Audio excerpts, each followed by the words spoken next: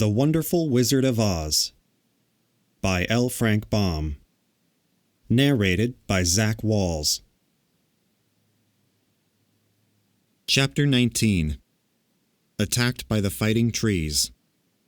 The next morning, Dorothy kissed the pretty green girl goodbye, and they all shook hands with the soldier with the green whiskers, who had walked with them as far as the gate. When the guardian of the gate saw them again, he wondered greatly that they could leave the beautiful city to get into new trouble. But he at once unlocked their spectacles, which he put back into the green box, and gave them many good wishes to carry with them. "You are now our ruler," he said to the Scarecrow, "so you must come back to us as soon as possible." "I certainly shall if I am able," the Scarecrow replied, "but I must help Dorothy to get home first." As Dorothy bade the good-natured guardian a last farewell, she said, "I have been very kindly treated in your lovely city, and everyone has been good to me. I cannot tell you how grateful I am." "Don't try, my dear," he answered. "We should like to keep you with us, but if it is your wish to return to Kansas, I hope you will find a way." Then he opened the gate of the outer wall, and they walked forth and started upon their journey.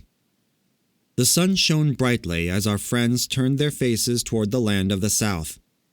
They were all in the best of spirits, and laughed and chatted together. Dorothy was once more filled with the hope of getting home, and the Scarecrow and the Tin Woodman were glad to be of use to her. As for the Lion, he sniffed the fresh air with delight and whisked his tail from side to side in pure joy at being in the country again, while Toto ran around them and chased the moths and butterflies, barking merrily all the time.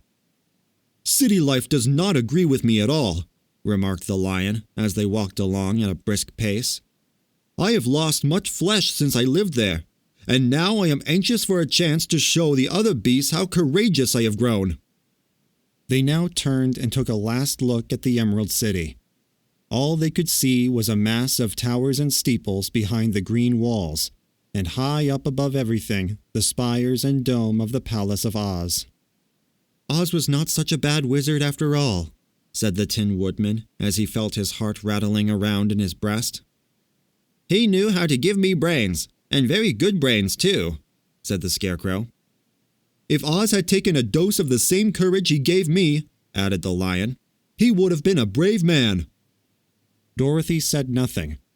Oz had not kept the promise he made her, but he had done his best, so she forgave him.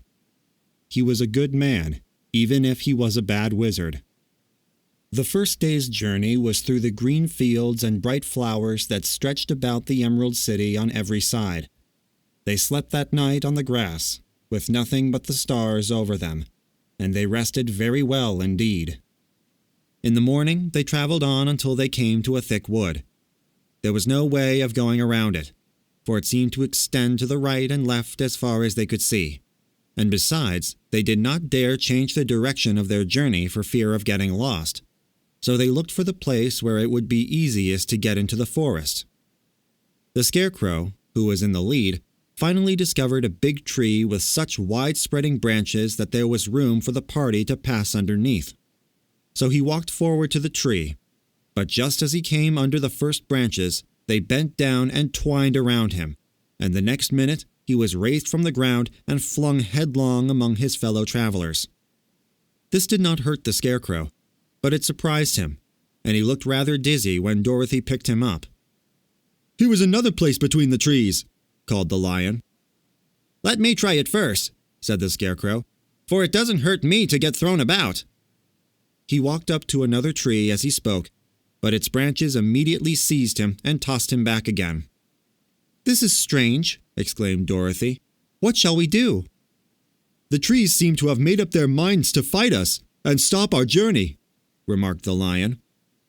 "I believe I will try it myself," said the Woodman, and shouldering his axe, he marched up to the first tree that had handled the Scarecrow so roughly.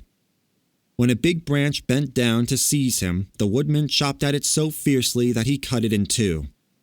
At once the tree began shaking all its branches as if in pain, and the Tin Woodman passed safely under it. "Come on," he shouted to the others. "Be quick!"